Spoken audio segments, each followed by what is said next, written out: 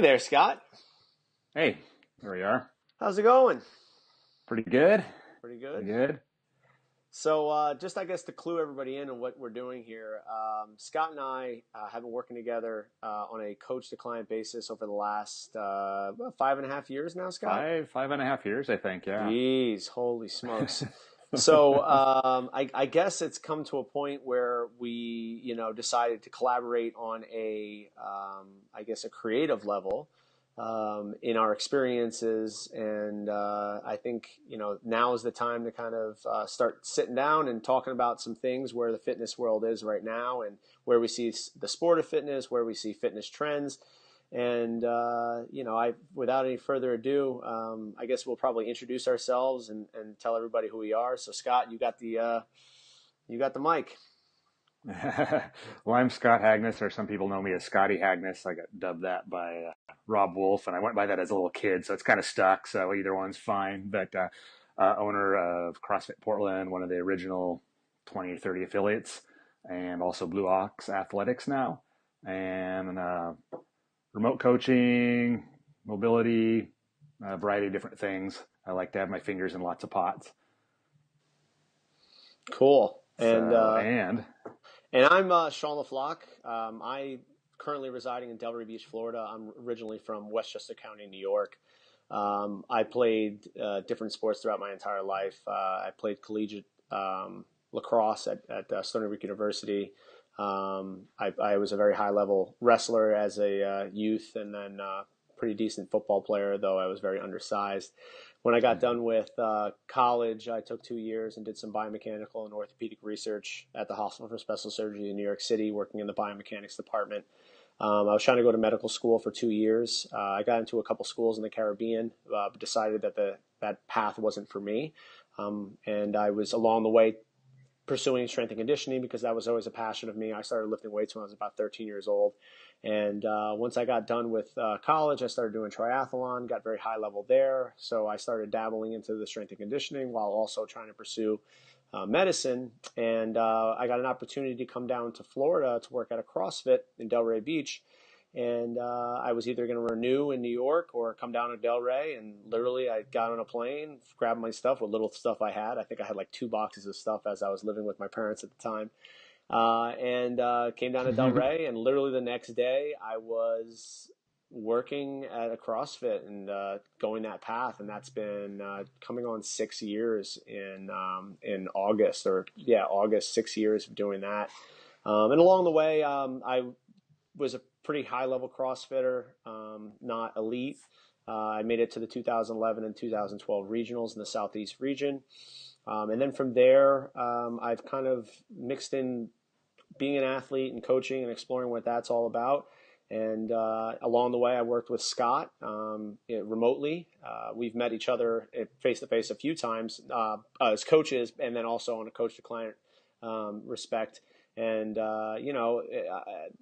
where my kind of, pursuit right now is combining athletics with transformation and everything kind of that coincides with that in terms of nutrition and lifestyle and that kind of thing. So when I had got back, I was doing a walk, and Scott, when I emailed him, I'm like, hey, Scotty, I'm going to be walking from Jacksonville to Miami for like 19 days. He's like, okay, cool.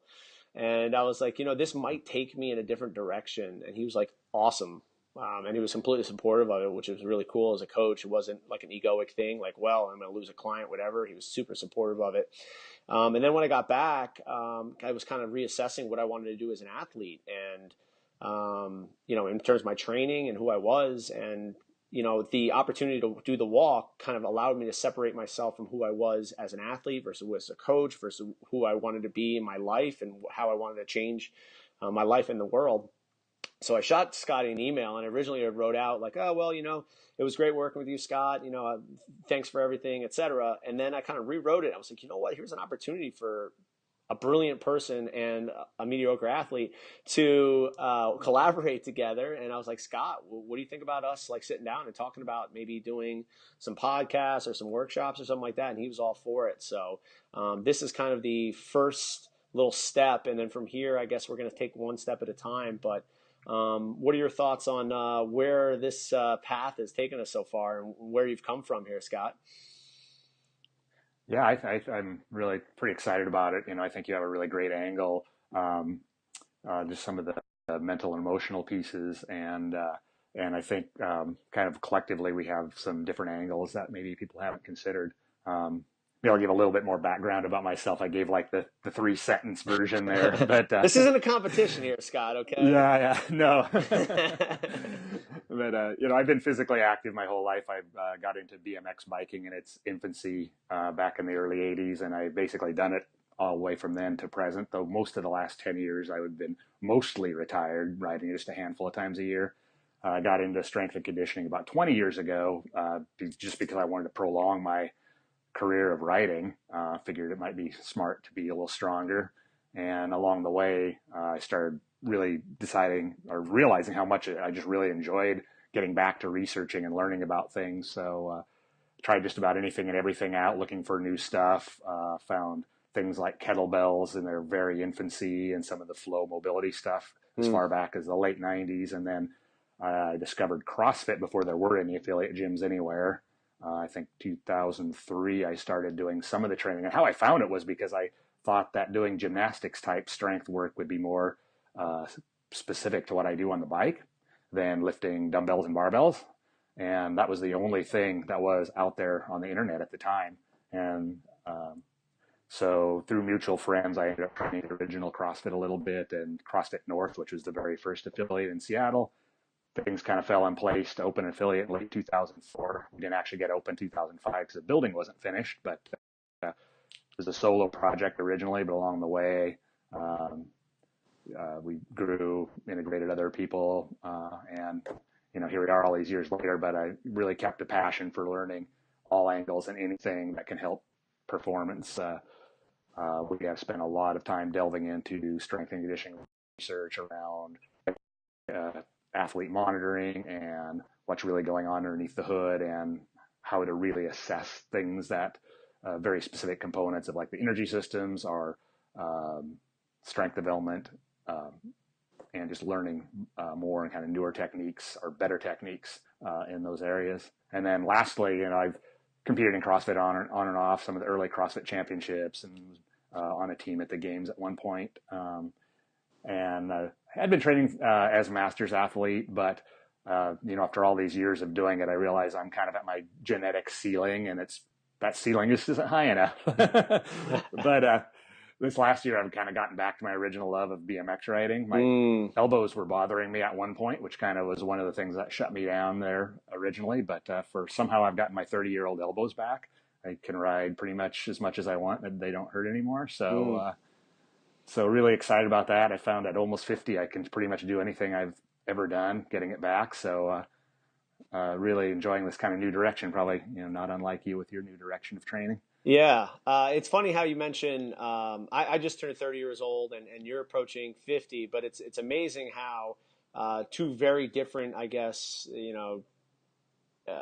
age groups can have such a overlap in terms of where we are. And I think it all is based upon where the fitness world is right now. Both of us have some experience in working with athletes from the sport of fitness. We just got done with regionals actually this last weekend. I know you were in the Northwest. You had some athletes and some teams going. This year I just had some friends that were people I've worked with in the past. I mostly these days I train people that used to compete and want to get healthy. Yeah, that's what a large number of my clientele is these days. As is mine. I definitely have a few still kind of lingering with the sport of fitness, but definitely more on the side of like balancing the sport of fitness with their own lives. So I know that there's a lot of various companies and services that kind of offer individual coaching strategies for high level development of athletes, and there are some great minds there, but I think a lot of the athletes kind of get caught between the two because there's only so many spots at the top. I mean, realistically, you're looking at the CrossFit Games where you have the best of the best in the world, and it's gotten to a point where it is a professional sport now. But you have a lot of athletes who are kind of stuck between the two. Do I go all in and find out if I'm one of the fittest in the world, or do I use this as, finding out who I am? And I think that's where most of my athletes kind of are. I have one athlete in particular who just competed in the regionals. She's a 35-year-old mother of two. She is a gymnastics coach, cheer coach herself, and she competed on a team at regionals. She also, 2 weeks earlier, competed at the USAW Nationals in the 69 kilogram category. So she has her hands in a lot of different things. And I think that that's a beautiful thing for people to, at any age, to start pursuing, their goals in fitness. And, it's interesting that you were just up at regionals, and I imagine you probably got to see some of the athletes and talk to some of the athletes. I know that you said you're friends and that kind of things with some of the athletes on the teams and individuals. Mm-hmm. This is a professional sport now. And how has the mindset changed in the athletes that you're in contact with? Has there been a change at all? I mean, it's definitely a lot more serious than in prior years. And it's been a progression. It's not just like this year, of course, but it's certainly changed from more or less kind of a fun thing to a little more serious. And now it's very serious, all aspects of things about it for most, nearly everyone I talk, for sure. I had just one of my friends he's competed at regionals every year, and he said this year actually was pretty low volume. He was feeling great compared to other years where he said you could barely bend over to put his shoes on, by Sunday morning. Yeah. So this was Sunday after it was over, and he's like, I feel completely fine. Yeah, I think. But maybe it's just his years in the game, maybe too. Yeah, it's amazing how some of the athletes who've been here for so long that their body kind of just is acclimated to just being beat down. But yeah, I definitely feel a shift in the mindset of a lot of the people. They feel a lot of more pressure now that you have sponsorships, you have prize money, all that kind of things. I think the mindset of the athletes is definitely changing, and it's more of like, I got to do this to feed my family. And, a lot of the athletes are having a hard time balancing the two, especially because this sport is kind of centered around social media as is. So when you throw that whole egoic kind of thing where like your mind says you have to do it for these reasons, but then your heart says I just want to do this. And then you think, oh, well, I got to put food on the table. What's going on? And it's amazing how these, athletes in the sport that's really in its infancy have to do all that on their own. Very few coaches are prepared to sit down and have conversations about that with their athletes. And I know that's something that I kind of hang my hat on, is sitting down with every one of my athletes on a regular basis and just saying, how are you feeling?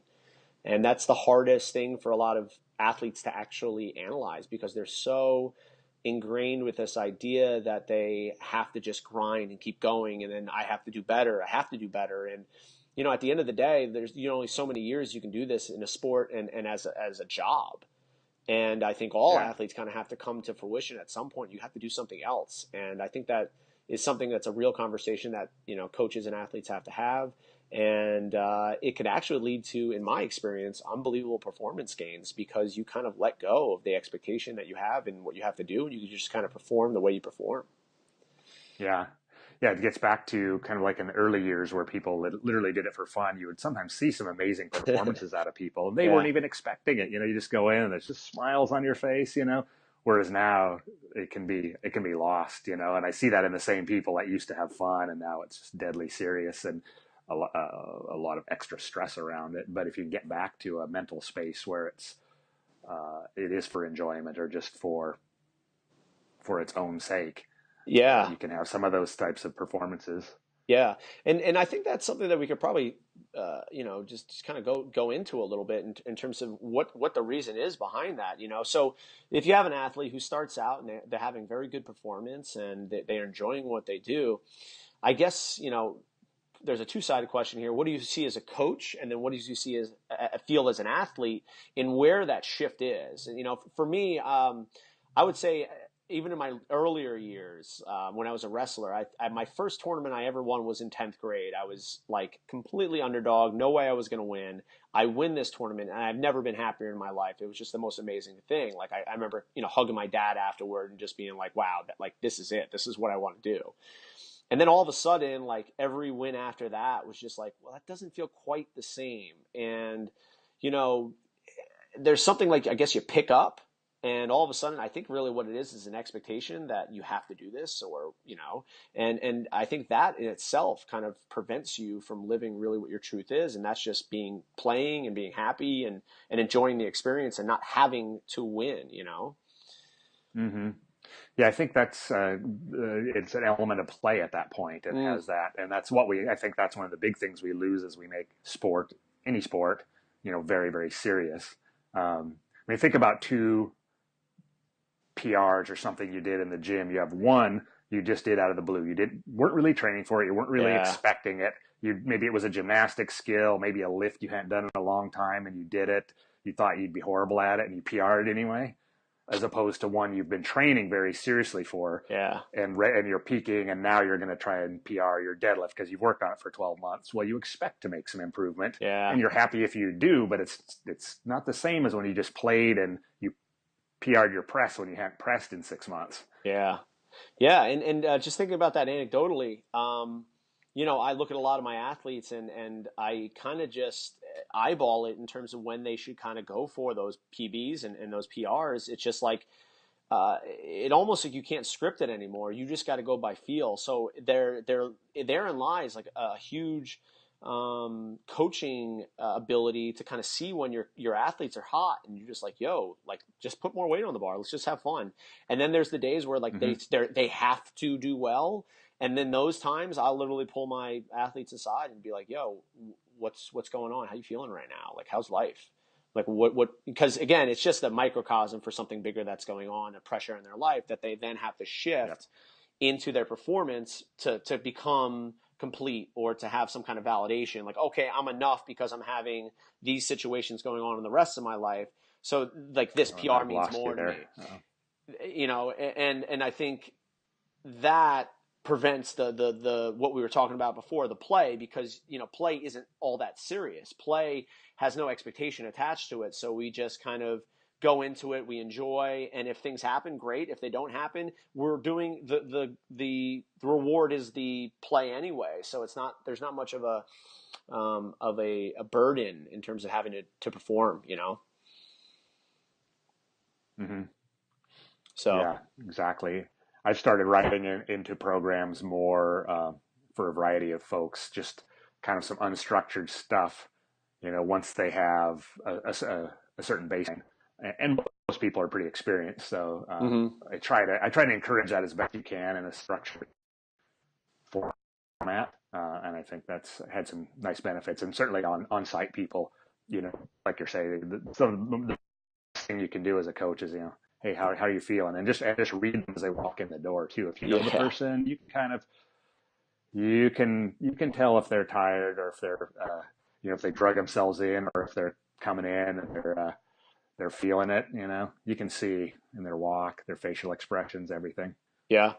And I think that is a huge thing that you don't get when you write down a program and send it to somebody. You know what I mean? I mean, I've done it before, and you just never get the same result as being in person with them and getting that vibe. And I think there's something to say about the interaction between a coach and an athlete. And it's, I mean, you can get some pretty darn good results for some athletes, but for the most part, I think being with them and seeing how they react to things, not only on a physical level, but an emotional level too. Like you throw them this X, Y, and Z, and they get done with it. They're like, man, that was awesome. I can't wait to do it again.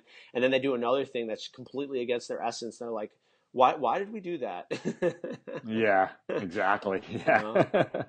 Yeah. Sometimes if you're lucky, you get comments like that back, and you can kind of tell it remotely. But yeah, absolutely. There's so much more. I mean, I have sessions made up, you know, before everyone comes in, but it's very rare that they stay 100% on plan, based on, you know, lots of factors as how it goes.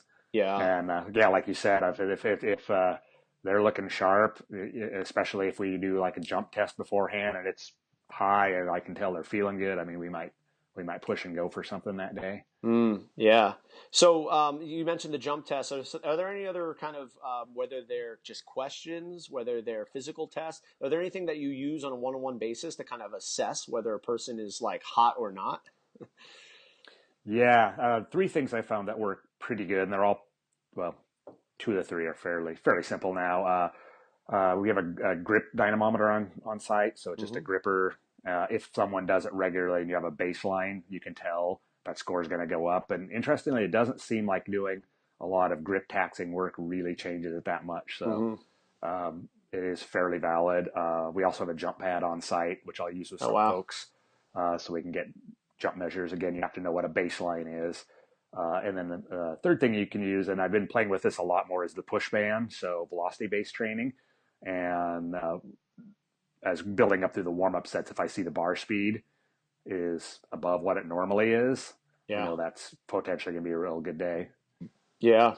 Now, what are some of the factors that you see in coaching your athletes that causes variation from day to day of whether they have that it's time to go or it's not, like um, whether lifestyle, nutrition, training wise, do you see any variation Yeah, between that kind of stuff? I've seen enough now to have parsed out some ideas of what really affects that. For sleep and the central nervous system is Mm, the biggest one. You can very reliably see that go down after some short sleep or some poor sleep. Now, with that said, if it's the first night of poor sleep or you get very short sleep for one night, that's often a sympathetic driver. So you get a little more fight or flight mode, and you yeah. might see them go up for that initial day. But then the second day of sleep restriction or sustained stress, that's when you start seeing things tank and go down. Um, a lot of heavy CNS loading. Gymnastic skills are pretty potent at taking that down, Mm, as are heavy lifting. But again, it's how much the person's used to doing. You yeah. build a tolerance to it over time. One other thing that can definitely do it is if you lift hard one day, the next day maybe you're not lifting heavy, but you really go deep with a Metcon, anything that's pretty taxing on the CNS also, even if it doesn't have any heavy loaded movements in it.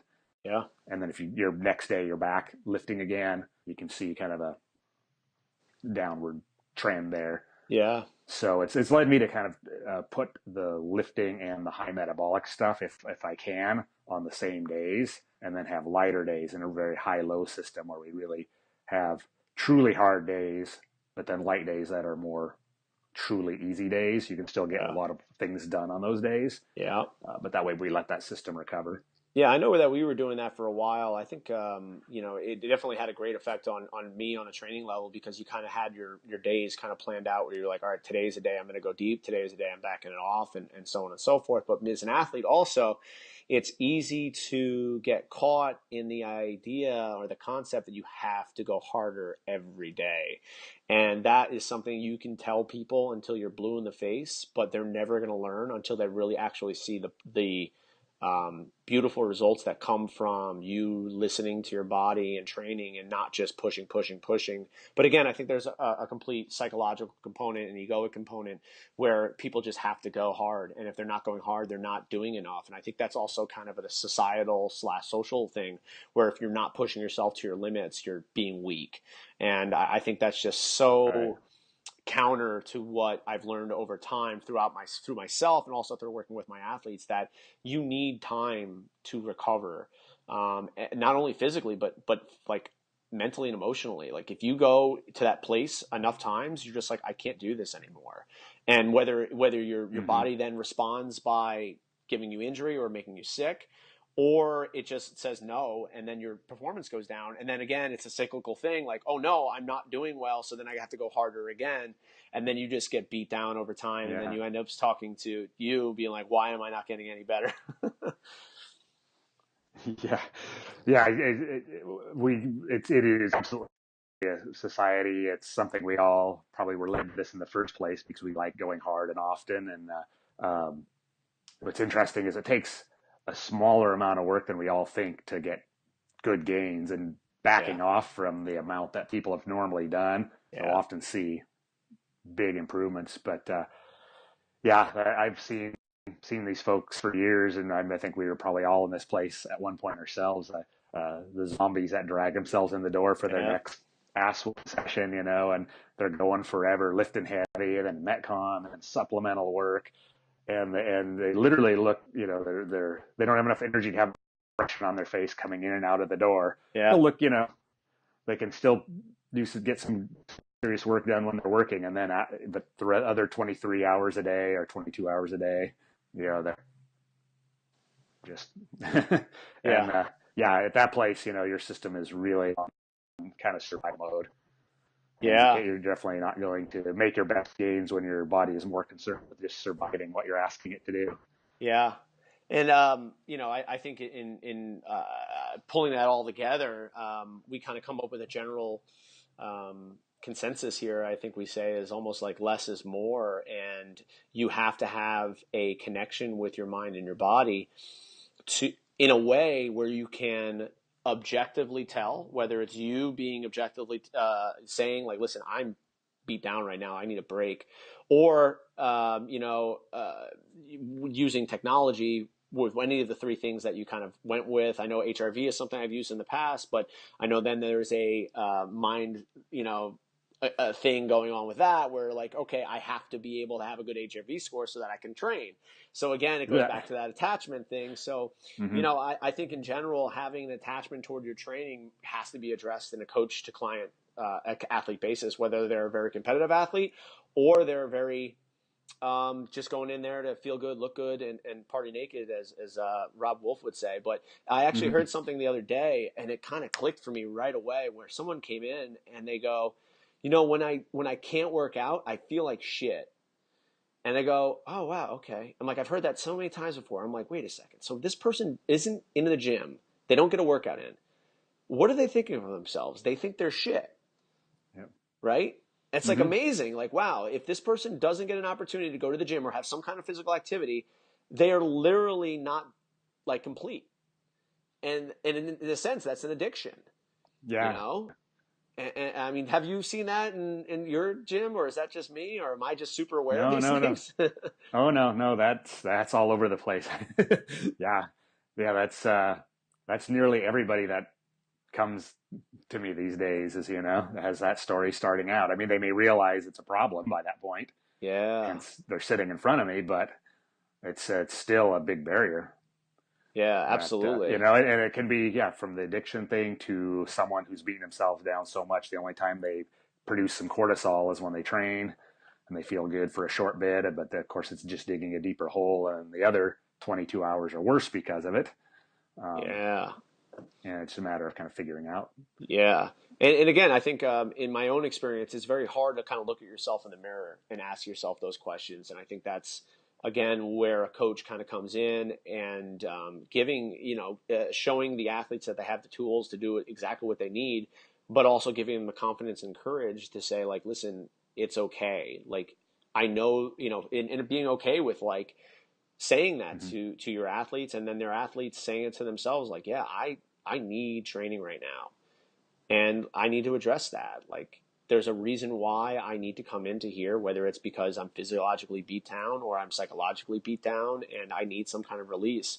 So, what I've been working with a lot with my athletes is sitting down and just kind of going with the how you feeling, and running with that and coming from a place where it's like non-judgmental whatsoever, because really there is no right and wrong for a lot of the athletes. And trust me, and from experience in myself, there's no greater judge than ourselves. And, sitting down with the athletes and the clients and just being like, if you had your choice right now, how would you, go about things, that kind of stuff. So, I think that there's a huge lifestyle and psychological component that needs to be addressed in any client, I think.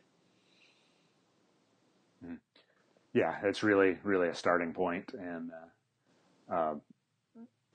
trying to parse out what are the real reasons behind why they're doing what they're doing. And that can be difficult sometimes, but yeah, I mean, I think that's a good point to leave off in there. Why are you doing what you're doing? So so I think that's probably enough for our first little that's probably a interview / conversation. I think we're going to be doing more of these in the future on various topics and points of discussion. And again, a lot of this stuff that we're doing here is kind of organically done, and we're just kind of spitballing and throwing ideas out there. So, feedback is always appreciated. And if you have questions or anything like that, that you would like to see us talk about or addressed, just put it in the comments, and you can reach us. And we'll just go with Scott at CrossfitPortland.com, okay, just to keep it simple. Perfect. And I'm Sean at CrossfitDelrayBeach.com. Look out for more of these little interviews coming up in the future. We have some big things coming up. Again, questions, comments, leave them in the below section. And we'll see you next time. Scott, anything else? No, I think that'll do it. All right, man. Good talking to you, buddy. Good talking to you. Have a good one, Scott.